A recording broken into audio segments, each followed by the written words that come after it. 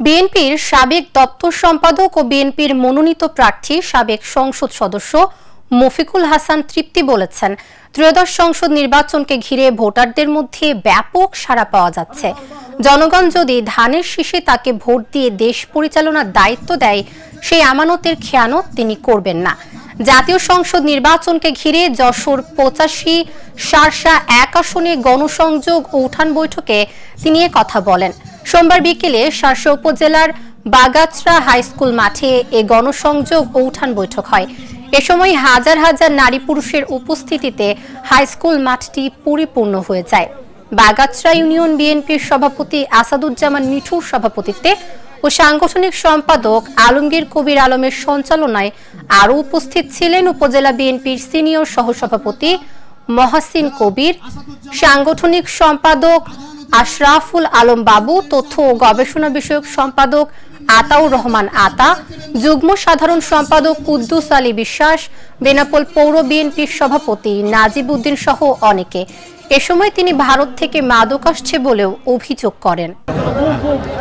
আমি আজকে চাইলাম এমপি মনোনীত হলে সর্বাগ্রে এই উপজেলার সর্বস্তরের মানুষের যত চাহিদা আছে, যেমন তাদের রাস্তাঘাট, স্কুল, কলেজ, মসজিদ, মাদ্রাসার উন্নয়ন ঘটাবো।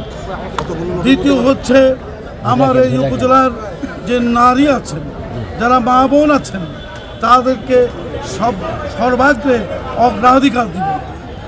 তৃতীয়ত আমার এই উপজেলার যারা তরুণ আছে, সেই তরুণরা যারা শিক্ষিত তরুণ, তাদের চাকরির ব্যবস্থা আমি না করা পর্যন্ত বেকার ভাতার ব্যবস্থা করব। আমি এই উপজেলার সমস্ত কৃষক পরিবারের হাতে কৃষি কার্ড তুলে দেব।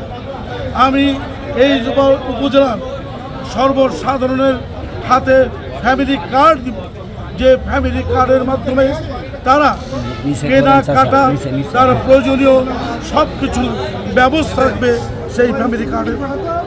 আমি আমাদের এই উপজেলা আমাদের দুঃখজনক হলেও সত্য যে আমরা পাশেই ভারতের প্রতিবেশী। এই ভারত থেকে আমাদের উপজেলায় ফেন্সিডিল মাদকদ্রব্য আসে। আমি এই মাদকদ্রব্য বন্ধ করব এবং শার্শা উপজেলা মাদকদ্রব্য মুক্ত করব। প্রিয় ভাইরা, আপনারা জানেন এই শার্শা উপজেলায় একটি সবচেয়ে বড় ল্যান্ডপোর্ট অবস্থিত। এই ল্যান্ডপোর্টকে আমি, বেনাপোল ল্যান্ডপোর্টকে আমি আধুনিকায়ন করব। এই আধুনিকায়ন থেকে সরকারের রাজস্ব আয় বৃদ্ধি করব। এখানে যারা ব্যবসায়ী আছে, তারা যাতে সহজে ব্যবসা বাণিজ্য করতে পারে তার ব্যবস্থা করব। প্রিয় ভাইরা, আমাদের এখানে কৃষকরা তাদের কৃষি পণ্য, উৎপাদিত পণ্য যাতে তাদের প্রকৃত মূল্যে বেচা কেনা করতে পারে সেটির ব্যবস্থা করব। এই উপজেলার একটি সবচেয়ে বড়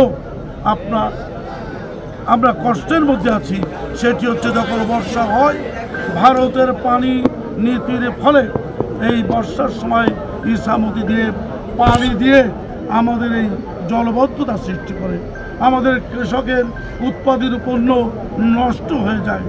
আমি যদি এমপি হতে পারি, বিএনপি যদি রাষ্ট্র ক্ষমতা যায়, স্লুইস গেটের ব্যবস্থা করব। আমি এই গুমর বিল দিয়ে সংযোগ খাল স্থাপন করব সোনাইমুই নদী পর্যন্ত।